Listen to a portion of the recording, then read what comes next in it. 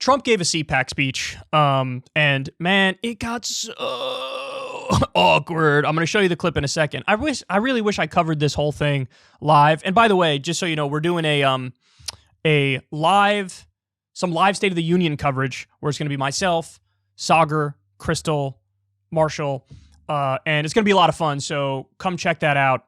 And we're probably going to do an hour coverage before, play the entire State of the Union address, watch it live with you guys, and then do an hour of coverage after. So come join us. It'll be live streaming on this channel. I'm really looking forward to it. And we're probably going to start doing more, live events like this, whether it's a debate night for a presidential election or whatever.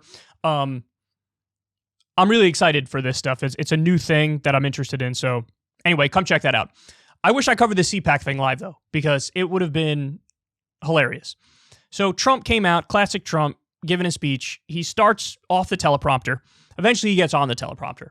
But in the portion where he's sort of riffing and he's off the teleprompter, he gave us one of the most awkward moments I've ever seen, even from Trump, and that's saying a lot. Take a look.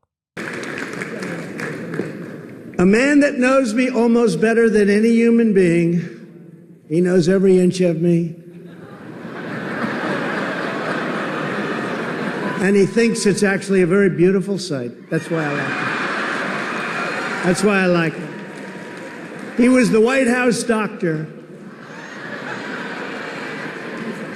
And also for Obama and for Bush. And I'd love to ask him who's in the best shape.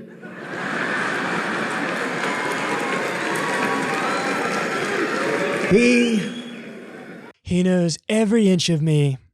He knows my head. He knows my toes. He knows my balls. He knows my dick. He knows it all, folks. He's seen it all. He's touched it all. He's rubbed it all. He's played with it all. I've given him all 4 inches. And let me tell you, he loves it. He says, "Sir, that is the largest 4 inches I've ever seen. Incredible stuff. It's a beautiful sight." He says, "Sir, why are you so thick? Why do you have a donk, sir? Please, will you pose it for me? Please." Oh, God. He knows every inch of me. He thinks it's a very beautiful sight.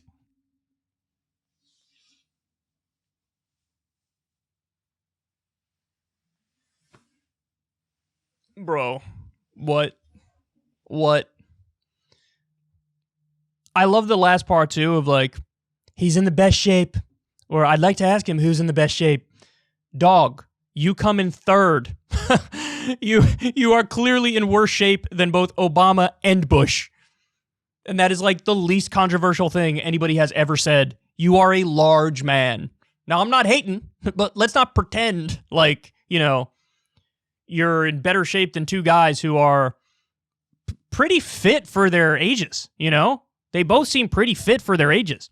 Bush doesn't really have much of a pot belly, and he's kind of up there in age. Obama's obviously healthy.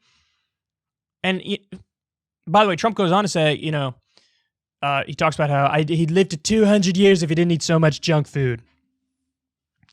I mean, I think it is true that the other two are in better shape, but low-key, Trump is sort of right that he would live like 200 years if he didn't eat junk food. There's something about him that you look at and you're like, he might live forever. Like, he's got that vibe of like, nothing's going to take him down. COVID almost took him down, by the way. I don't know do you guys remember that story? When he had COVID, that we now learned that there was people on his staff behind the scenes were like, it was way worse than anybody realizes.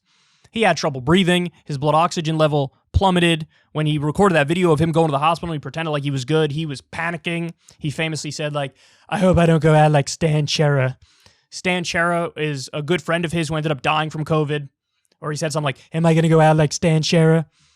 So, but still, he gives that weird vibe to me. But, man, this was...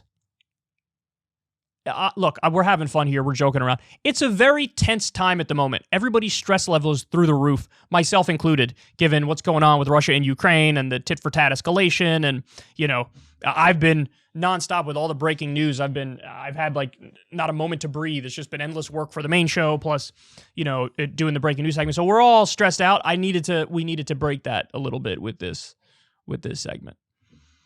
And I don't want to hear a single goddamn word about like Trump was making this joke on purpose. No, he wasn't. No, he wasn't. No, he wasn't. This is classic Trump, just sort of babbling. Doesn't even realize that it turned awkwardly sexual. He knows every inch of me. Up close, personal, alone, in the bedroom, lights off. It gets dirty, folks. It gets dirty.